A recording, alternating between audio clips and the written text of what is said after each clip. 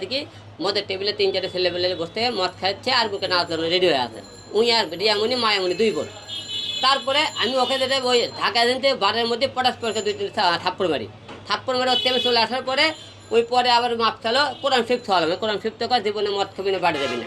তো মদ করার পরে কয়েকদিন পরে আবার দেখি না কী কাম করলো কি আমার বাবা হসপিটালে থাকাকালীন সে বিভিন্ন ছেলেলে নাচ করলে গান করে। এবং তার বোন মায়ামণি যেদিন আমার বাবা মারা যায় রাত্রে ঠিক আমি 9টার দিকে যখন মারা যায় 12টার দিকে যখন যাইতেছিলাম অ্যাম্বুলেন্সে করে আমি যখন আমার বাবাকে নিয়ে যাইতেছিলাম ওর ভাই আর মায়ামণি ফেসবুকে লাইভে আসছে সেদিন গান করতেছে ফেসবুক ইউটিউব চ্যানেলে লাইভ আছে কত বলে মনে সত্য দেখেন।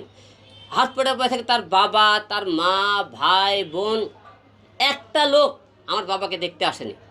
এবং আমার বাবা যে মারা গেল একবার কিন্তু তারা খবর লেনি। যেদিন মারা যায় রিয়ামণির ভাই মানে আমার গাড়ির ড্রাইভার একদিন ফোন দেওয়ালো যে তাহুই বলে মারা গেছে শুনলাম, ঠিক আছে আসতে আমি তোরা তো আসি তোর তো জবা করে ফেলবো বর্তায় পুটে ফেলে দেবো বাসে থাকলে তোরা আমার বাবার কাছে আসিস তোরা মারা যায় একদিন আসবি কিছু। আমার ভাই তাও রিয়ামণি ফোন দেয়নি, কিন্তু রিয়ামণি ফোন দিয়ে তাও বলেনি আব্বা বলে মারা গেছে সেও কিন্তু ফোন দেয়নি। এবং দেখেন যেদিন মনে করেন মারা গেল তার কোনো যোগাযোগ নাই।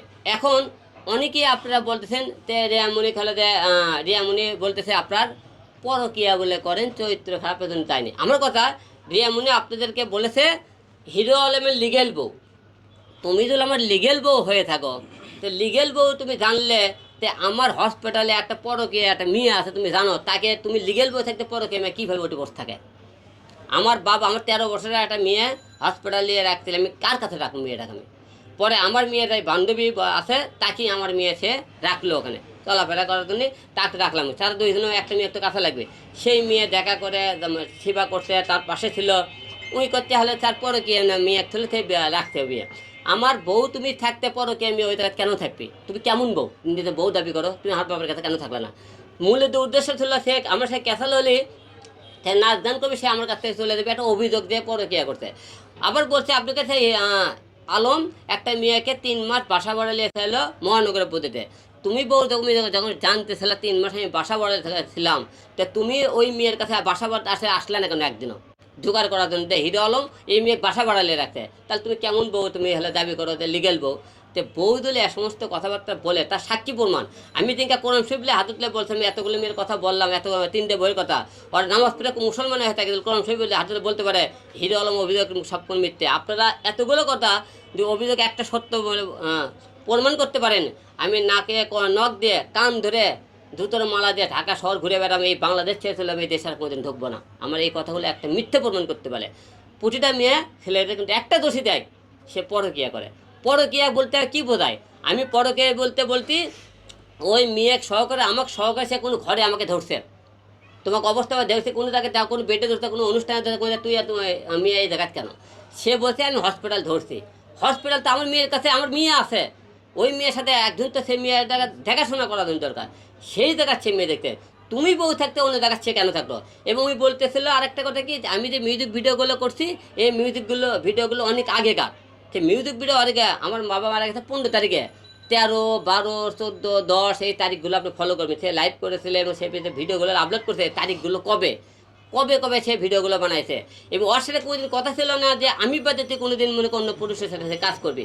আর আমার বউ অন্য জায়গায় কেন কাজ করবি? আমি হিরো আলম থাকতে আমার তো কাজের কোনো প্রয়োজন। আমার এখানে 10 জন কাজ করে, তুই কেন মানুষের কাজ করবি?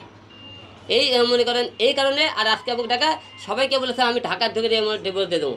আমি আজকে বিকেলেও যে মনে করেন কাজের সাথে সব কিছু কথা হয়েছে আজকেও দিতে পারি, অথবা কালকে রিয়ামণির ডিভোর্স হয়ে যাবে, এটা ফাইনাল। কালকে ডিভোর্স দিবেন? আজকেও পেতে পারে কালকেও পেতে পারে।